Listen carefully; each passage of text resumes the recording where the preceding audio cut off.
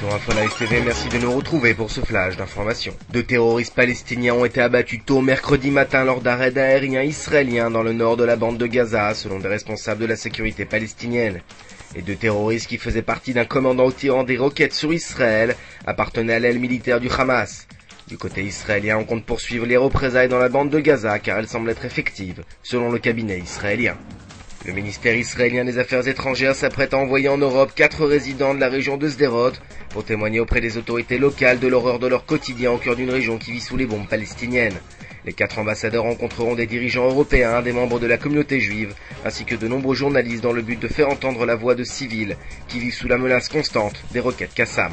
Dossier libanais, mardi, l'artillerie libanaise a tiré sur le camp de réfugiés palestiniens de Naher al-Bared, où sont toujours retranchés les terroristes du Fatah al-Islam, qui ont riposté par des tirs de mortier.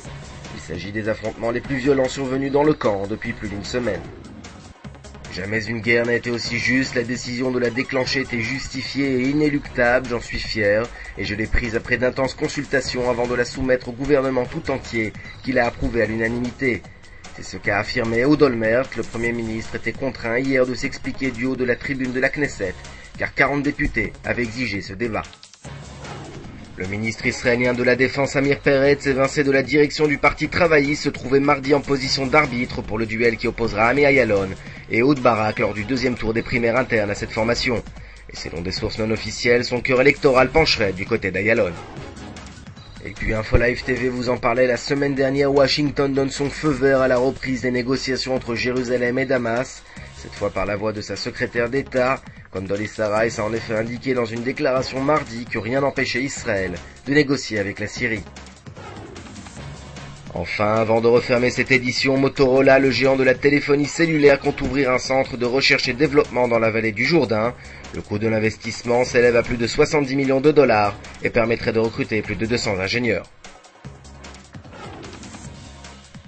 Et puis retrouvez les réactions de la rue de Jérusalem suite aux résultats des primaires travaillistes. Votre programme sur InfoLive TV, c'est le festival annuel de la gastronomie à Tel Aviv.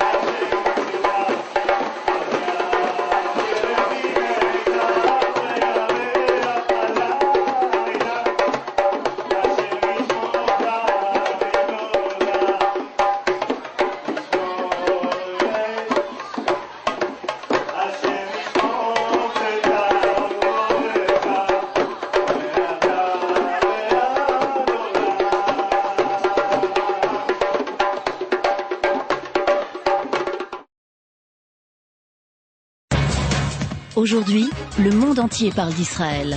Mais qui parle d'Israël au monde entier, en temps réel, en 4 langues et en direct de Jérusalem? InfoLive.tv, la première chaîne de télévision internationale israélienne. 24 heures sur 24, 7 jours sur 7, suivez de l'intérieur l'actualité d'Israël et du Moyen-Orient.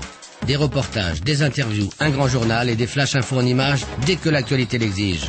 InfoLive.tv, votre regard direct et vrai sur l'actualité d'Israël. Retrouvez InfoLive sur internet www.infolive.tv.